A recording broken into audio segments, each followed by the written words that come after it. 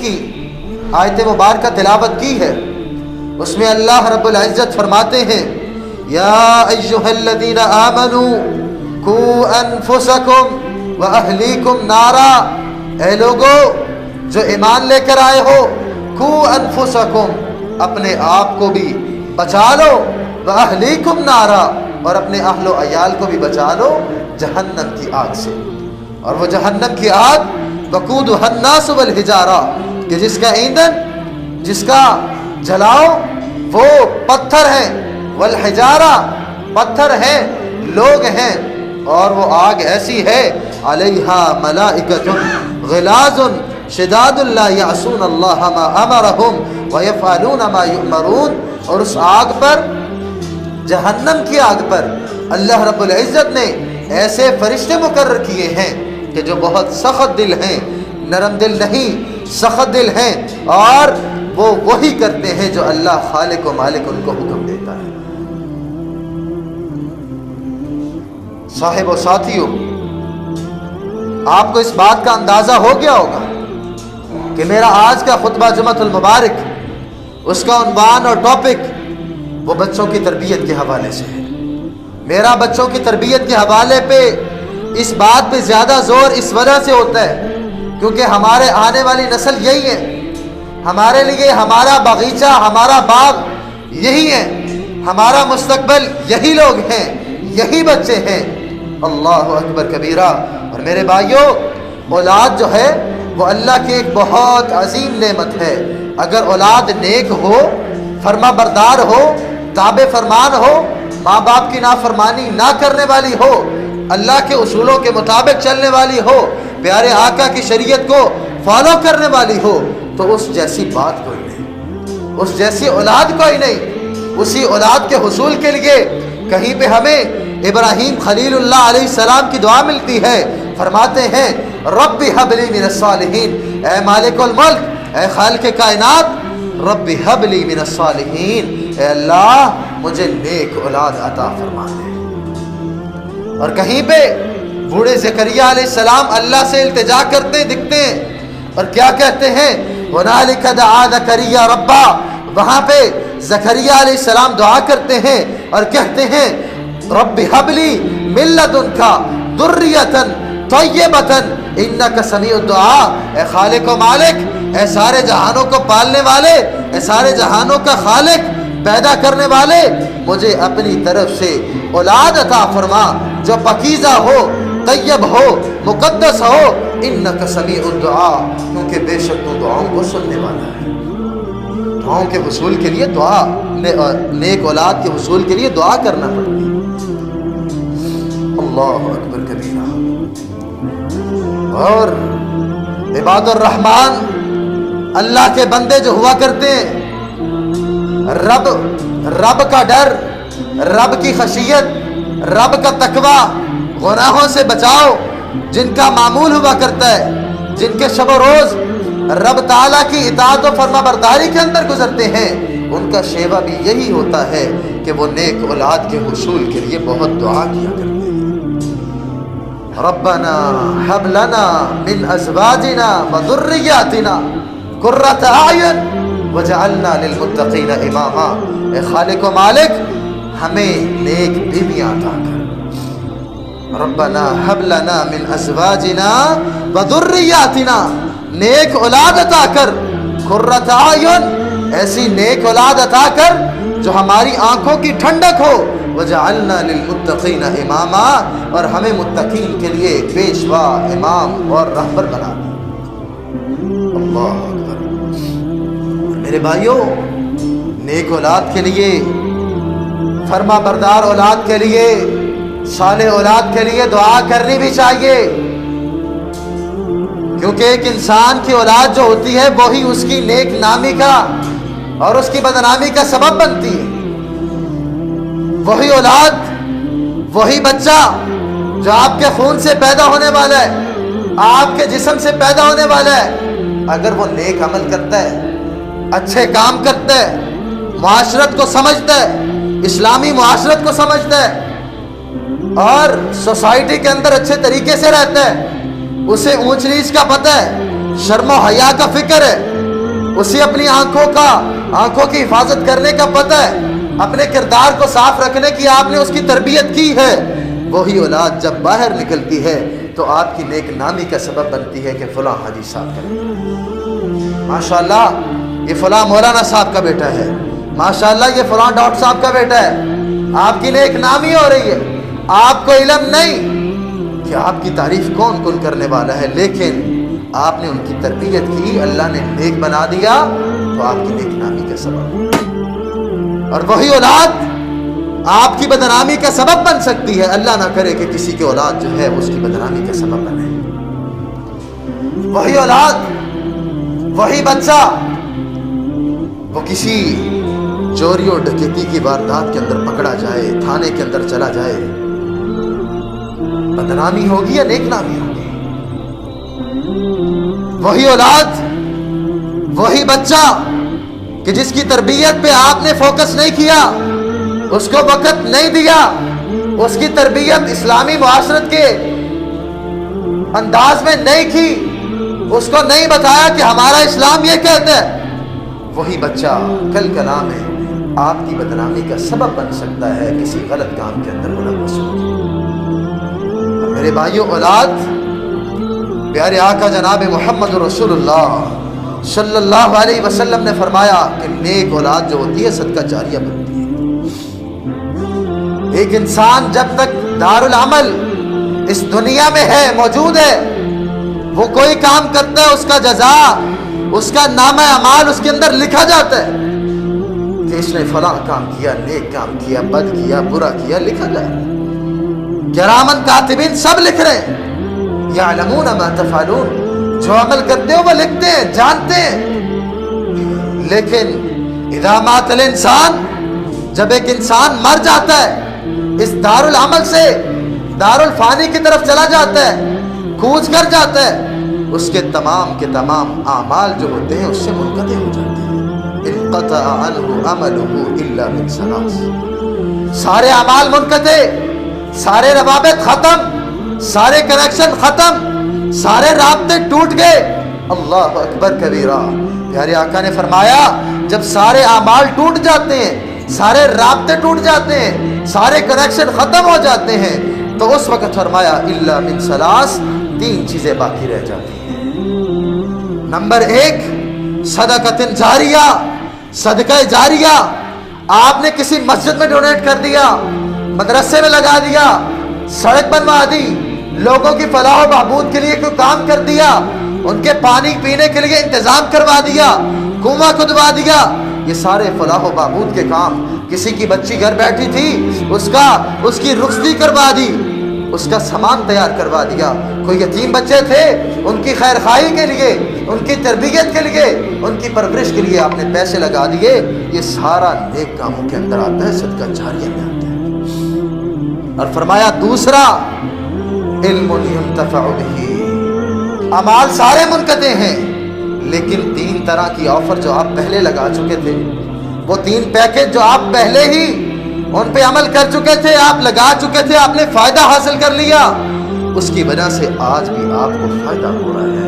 उनमें से दूसरा पैकेज जो आपने लगाया था, आप मुदर्रिस थे, तदरीस करते थे, नमाजें पढ़ाते थे, बच्चों को कुरान पढ़ाते थे, बच्चों को कोई भी इल्म सिखाते थे। आपका वो इल्म जो है उससे लोग नफ़ा हासिल करते हैं। प्यारे आका ने फरमाया सारे अमाल मुनक़ते, लेकिन इल्मुन युंतफ़अु बिही, ऐसा इल्म कि जिसकी वजह से लोग फ़ायदा हासिल कर रहे हों, उस इल्म का भी आपको कब्र के अंदर आप होंगे, आपको तब भी फ़ायदा होगा। और तीसरा, वलदिन सालिहिन यदअू लहू, वो नेक औलाद, वो साले औलाद, वो फरमा बरदार औलाद, वो ताबे फरमान औलाद, सालिहिन यदअू लहू, जो हाथ उठाए तो अपने वालिदैन को कभी ना भूले, जो हाथ उठाए तो हमेशा उनकी मग़फ़िरत के लिए दुआ करे। रब्बिरहम्हुमा कमा रब्बयानी सगीरा, रब्बिग़फिर वरहम व अंत खैरुर राहिमीन। ये आवाज़ें, ये सदाएं, ये इल्तिजाएं अपने रब ताला के सामने रखिए। प्यारे आका ने फरमाया तीसरा पैकेज नेक औलाद का पैकेज है। अगर आपने उनको नेक बनाया, उनकी तरबियत की, आप कब्र में मौजूद होंगे, وہاں پہ سختیاں بہت ہیں، آزمائشیں بہت ہیں، تنگیاں بہت ہیں، وہاں پہ وحشتیں بہت ہیں، وہاں پہ خطرناکیاں اور ہولناکیاں بہت ہیں، لیکن اس وقت جب یہ سارے معاملات ہوں گے، ایسا ایٹماسفیئر وہاں پہ ہو چکا ہوگا، ایسا کلائمیٹ ہو چکا ہوگا، پھر اس وقت آپ کو سکون پہنچائے گی تو آپ کی اولاد جو نیک ہوگی وہ پہنچائے گی۔ اللہ اکبر کبیرہ۔ یہیں پہ بس نہیں، مسند احمد کے اندر روایت موجود ہے، ایک انسان فوت ہو جاتا ہے، مر جاتا ہے، اعمال اچھے نہیں، نیکیاں نہیں کی ہوئی، نیت خالص نہ تھی، اجل کا وقت آ گیا، موت کا وقت آ گیا کہ جس سے کسی کو چھٹکارا نہیں، اللہ کو پیارا ہو گیا، اللہ کے پاس پہنچ گیا، قیامت والے دن رب تعالیٰ اٹھائیں گے، سامنے لایا جائے گا، نامہ اعمال اس کے سامنے کیا جائے گا، اور وہ دیکھے گا کہ اس کے نامہ اعمال کے اندر نیکیاں ہی نیکیاں موجود۔ جب مرا تھا نیکیاں نہیں تھی، بدکاریاں، گناہ اور اس طرح کے کام موجود تھے، لیکن جب کل کلاں کو رب تعالیٰ کے سامنے پیشگی ہوگی، رب تعالیٰ کی عدالت میں موجود ہوگا، تو دیکھے گا کہ یہاں پہ تو سارا معاملہ ہی بدل چکا ہے، یہاں پہ تو نیکیوں کے انبار لگ چکے ہیں۔ اللہ اکبر کبیرہ۔ پوچھے گئے اللہ ان الرجل لترفع درجۃ فی الجنۃ، ایک انسان اس کے درجے جو ہوتے ہیں وہ جنت میں اللہ رب العزت بلند کر دیتے ہیں، اور وہ پوچھے گا فیقول انا لی ھذا، اے خالق و مالک، اے اللہ مجھے بتائیے کہ میرے یہ درجات جو ہیں، میری نیکیوں میں اضافہ، یہ کیسے ممکن ہوگا؟ میں نے تو نہ کیے تھے، میں تو اتنا آپ کو راضی نہ کر سکا، اپنے اعمال میں اتنی نیکیاں نہ لکھوا سکا، لیکن ابھی معاملہ چینج ہے، یہ میری دستور نہیں، یہ میرا نامہ اعمال نہیں۔ اللہ کہیں گے نہیں نہیں، یہ تیرا نامہ اعمال ہے، تیرا ہی عمل ہے جو تو کر کے آیا تھا، لیکن تو نے ایک نیک کام کیا تھا، تو نے اپنے پیچھے اولاد چھوڑی تھی، فیقال، اس کو کہا جائے گا کہ یہ ساری کی ساری نیکیاں جو ہیں باستغفار ولدک لک، تیرے بچوں کے تیری استغفار کے لیے، تیرے بچوں کے تیرے لیے جو بخشش مانگتے رہے ہیں، اس وجہ سے اللہ نے تیرے درجے بلند کر دیے۔ اللہ اکبر کبیرہ۔ اور میرے بھائیوں، حضرت علی المرتضیٰ شیر خدا رضی اللہ تعالی عنہ، علامہ ابن کثیر رحمت اللہ علیہ ان کا قول نقل کرتے ہیں، عبداللہ ابن عباس رضی اللہ تعالی عنہ بیان کرنے والے، علی المرتضیٰ شیر خدا نے فرمایا اعملوا بطاعت اللہ، اللہ کی اطاعت والے کام کرو، اللہ کی فرما برداری والے کام کرو، واتقوا معاصی اللہ، اللہ کی نافرمانی سے بچ جاؤ، ڈر جاؤ، وَأْمُرُوا أَهْلِيكُمْ بِالذِّكْرِ، اور اپنے اہل و عیال کو، اپنی بیوی بچوں کو، اپنی اولاد کو اللہ کو یاد کرنے کا حکم دو، یُنَجِّيكُمُ اللَّهُ مِنَ النَّارِ، اگر یہ کام کرو گے تو اللہ خالق و مالک تمہیں جہنم کی آگ سے نجات دے گا۔ اللہ آج ہماری یہ خواہش ہوتی ہے ہم کوئی کاروبار کریں تو ہمیں منافع ہو، ہم کوئی کام کریں ہمیں منافع ہو، خسارہ نہ ہو۔ تو میرے بھائیوں، آپ کی اولاد سے بڑھ کے آپ کے لیے فائدے والی چیز کیا ہو سکتی ہے؟ آپ کی اولاد سے بڑھ کے آپ کے لیے نفع والی چیز کیا ہو سکتی ہے کہ آپ دنیا میں موجود نہیں، لیکن آپ کو لگاتار مسلسل ریگولر اسی طرح ہی وہ نفع پہنچتا رہے، آپ کے نامہ اعمال کے اندر نیکیاں لکھی جاتی رہیں، اس سے بڑھ کے آپ کے لیے فائدے والی کیا ہو سکتی چیز؟ اللہ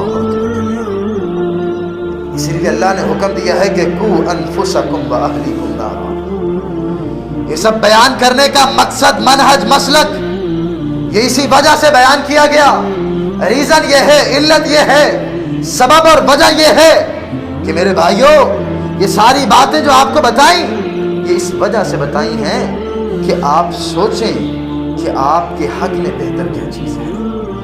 جو اللہ نے حکم دیا ہے کہ اپنے آپ کو بھی آگ سے بچاؤ، وَأَهْلِيكُمْ نَارًا، اپنے بیوی بچوں کو، اپنے اہل و عیال کو بھی بچاؤ. یہ کیوں کہا ہے؟ میرے بھائیوں، ہم سب کا اس بات پہ جب یقین ہو کہ ہم نے اللہ تعالیٰ کے سامنے پیش ہونا ہے، اگر ہمارا یہ یقین ہو، ایمان ہو، تو ہم اپنی اولاد کی تربیت پہ بہت توجہ کریں.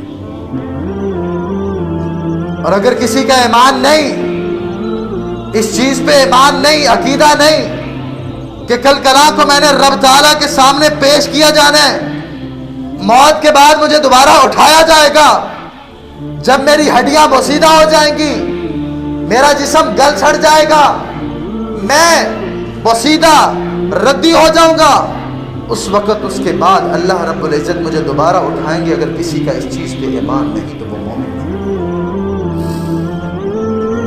کیونکہ ایمان 6 چیزوں کا مرکب ہے.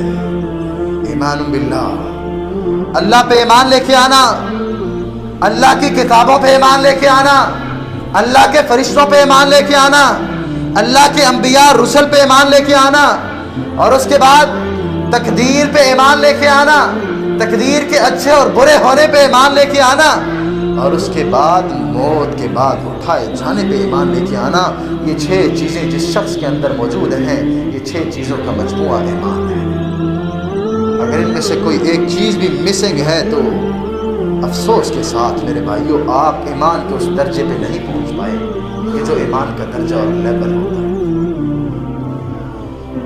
اگر ہمیں اس چیز کا علم ہو، ہمیں اس چیز کی سوچ اور فکر ہو کہ ہم نے اللہ کے سامنے پیش ہونا ہے، تو آج ہم اپنی اولاد کی تربیت پہ توجہ کریں. کسی شاعر نے خوب کہا تھا کہ یتیم وہ نہیں کہ جس کے والدین دنیا کے غم کی وجہ سے وفات پا جائیں، اس دنیا کو چھوڑ جائیں، دار فانی سے کوچ کر جائیں، اور وہ بچہ بعد میں دنیا کے اندر رہتے ہوئے ذلیل و خوار ہو، رسوا ہو، اس کو کوئی پوچھنے والا نہ ہو. یتیم وہ نہیں، بلکہ کہا یتیم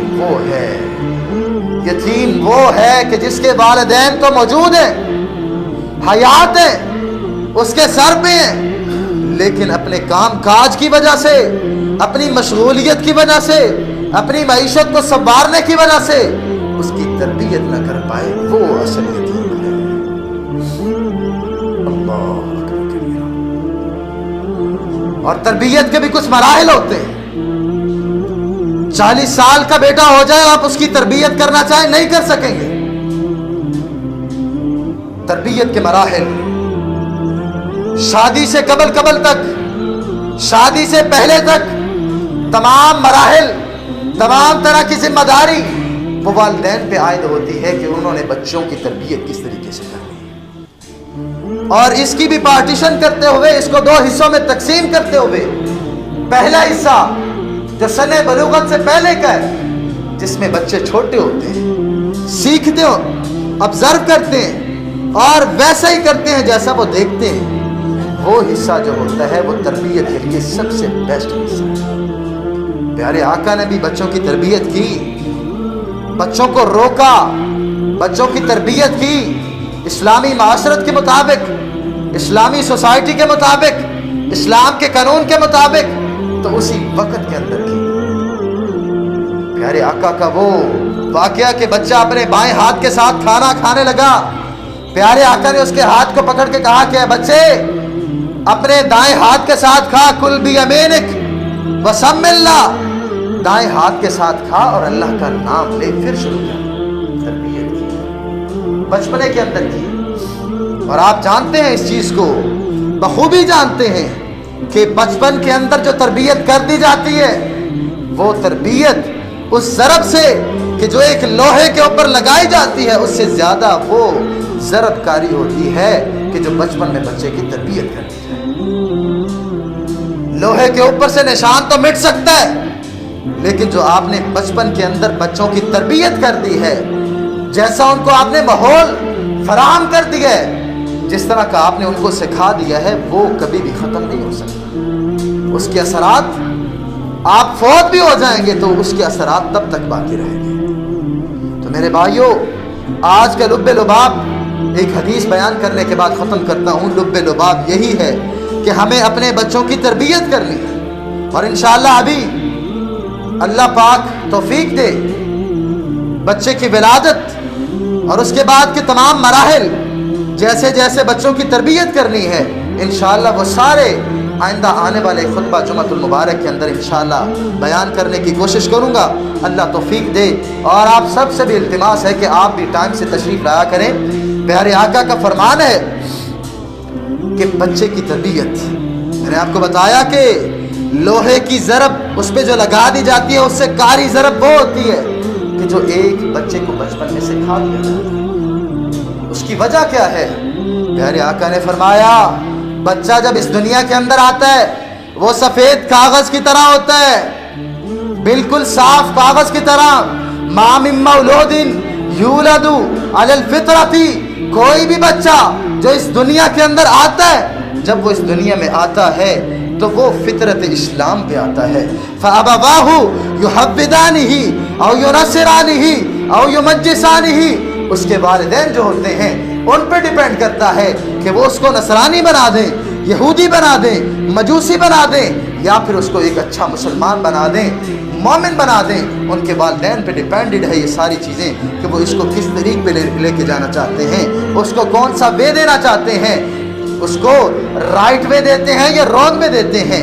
سارے کا سارا وہ بچے پہ وہ ڈیپینڈ کرتا ہے کہ اس کے والدین اس کی تربیت کیسے کرتے ہیں. اور اگر کوئی بچہ بلوغت سے قبل فوت ہو جاتا ہے، پیارے آقا نے فرمایا وہ بچہ جنت کے اندر ہوگا، چاہے وہ بچہ کسی یہودی کا ہو، مجوسی کا ہو، نصرانی کا ہو، عیسائی کا ہو.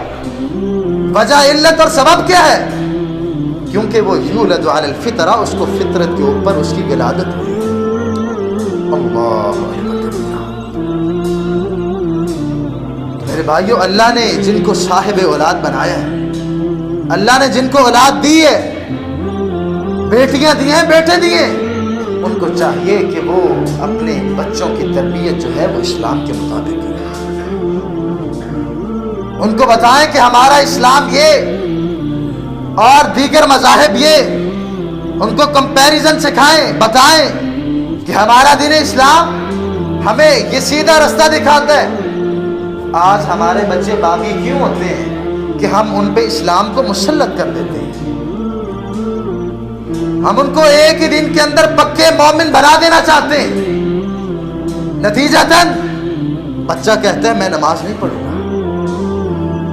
نتیجتاً بچہ والدین کی عزت نہیں کرتا. نتیجتاً بچہ اسلام سے باغی ہو جاتا ہے. اور دیگر مذاہب کہ جن کے اندر شرم و حیا کا تقدس نہیں رکھا جاتا، کہ جن کے اندر آزادی ہی آزادی ہے، بچہ ان دیگر مذاہب کی طرف مائل ہو جاتا ہے. اور اس میں سراسر غلطی جو ہوتی ہے، معذرت کے ساتھ سراسر غلطی جو ہوتی ہے وہ ہماری خود کی ہوتی ہے. بیجا سختی بلا وجہ کی سختی. بتاؤں گا انشاءاللہ، رب نے توفیق دی کہ کبھی کبھی معاملے کو اگنور کرنا بھی ہوتا ہے. تربیت کرنی ہو تو کبھی کبھی خود بھی کر کے دکھانا پڑتا ہے. کسی کو کچھ سکھانا ہو تو کبھی کبھی خود بھی مشکلات کے اندر آنا پڑتا ہے. تربیت کرنی ہو تو کبھی کبھی خود کے غصے کو بھی ختم کرنا پڑتا ہے. تربیت ایسے نہیں ہوتی، نسلیں ایسے ہی نہیں اسلام کے اوپر استوار ہو جاتی ہیں. بچوں کو اسلام سکھائیں، اسلام سے محبت بھی پیدا کریں. یہ نہ ہو کہ ہم بچوں کو اسلام تو سکھائیں لیکن بچہ بامر مجبوری آپ کے ڈر کی وجہ سے اسلام سیکھے، عمل کرنے لگ جائے، لیکن رب کے ڈر کی بجائے آپ کا ڈر آ جائے. اگر ایسا ہے تو تربیت بہترین نہیں. بچوں کے اندر پیارے آقا کے لیے محبت پیدا کریں، ان کو قصے سنائیں، کہانیاں سنائیں، پیارے آقا کی احادیث مبارکہ ان کے سامنے رکھیں. آپ بچوں کو بتاتے ہیں بیٹا یہ ماما ہے، یہ بابا ہے، چھوٹے ہوتے سے آپ سکھانا شروع کر دیتے ہیں تو وہی بچہ بڑا ہو کے بھی والہانہ محبت کرتا ہے کہ نہیں کرتا. ماں کو تکلیف ہو بچے کو تکلیف تو نہیں نہ ہو رہی ہوتی، لیکن جب وہ دیکھتا ہے چھوٹا سا بچہ جو بھی بول نہیں پاتا، تکلم کی ابھی اس میں قوت نہیں ہے، لیکن جب دیکھتا ہے اس کی ماں رو رہی ہے تو بلا ساختہ ایمے رونے لگ جاتا ہے۔ وجہ کیا ہوتی ہے؟ اس کے دل کے اندر محبت آ چکی ہوتی ہے۔ اس طرح کی تربیت کریں کہ پیارے آقا کی محبت، دین اسلام کی محبت، شریعت اسلامیہ کی محبت ہمارے اندر، ہمارے دلوں کے اندر اور ہمارے بچوں کے دلوں کے اندر گھر کر جائے۔ اللہ تعالی ہم سب کو جہنم کی آگ سے آزادی دے، ہمارے بچوں کو بھی جہنم کی آگ سے آزادی دے، اور اللہ تعالی ہم سب کو دین صحیح پہ عمل کرنے والا